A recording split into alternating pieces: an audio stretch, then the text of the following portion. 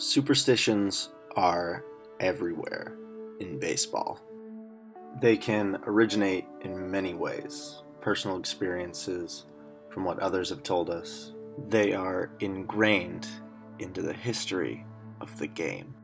I'm guilty of it as well. Here's me during my pre-pitch routine. And again. And again. And you see my point. We as baseball players are all guilty of it in some way. But what if I told you that our superstitions are just a product built from our mind's irrational nature? Our minds try to make sense of the world around us. Your brain tries to find patterns in the substantial amount of information you receive every day. From an evolutionary perspective, finding patterns quickly was important for survival. For example, I touch fire, fire burns me, therefore I shouldn't touch fire because it's dangerous. This feedback loop makes sense for that example, but what if the scenario was tweaked? Say, I touch stove, the stove burns me, therefore I shouldn't touch stoves because they are dangerous.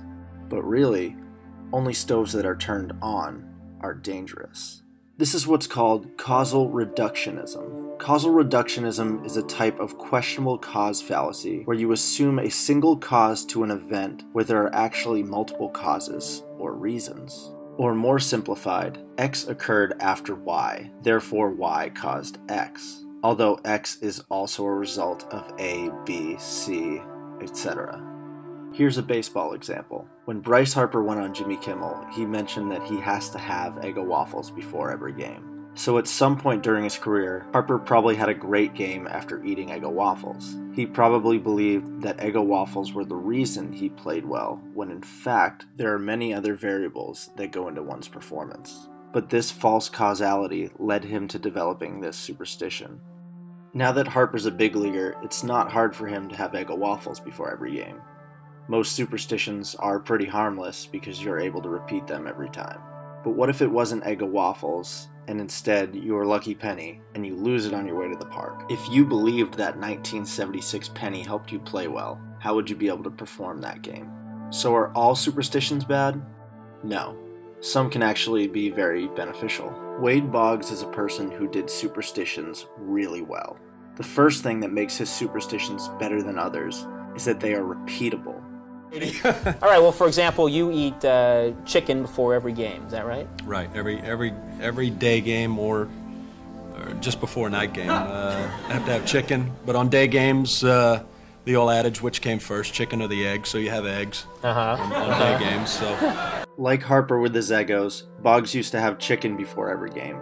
Something that is easily accessible. Knowing exactly what he was going to eat every game helped him eliminate variables, which allowed him to free up his attention that could be utilized for more important things. What also helps eliminate variables is being routine-based with your superstitions. Besides just the chicken, you have a number of things you do.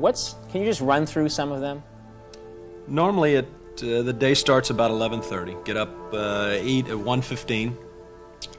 Leave for the ballpark at 3 o'clock, get to the ballpark around 3:30, get dressed on the field at 4 o'clock, take my ground balls at 4:15, take batting practice at 5:25, come back in, get dressed, go back out onto the field at 7:17, come back in. 7:17. 17's when I take How about like field. 7:15? It doesn't work. All right. It doesn't work.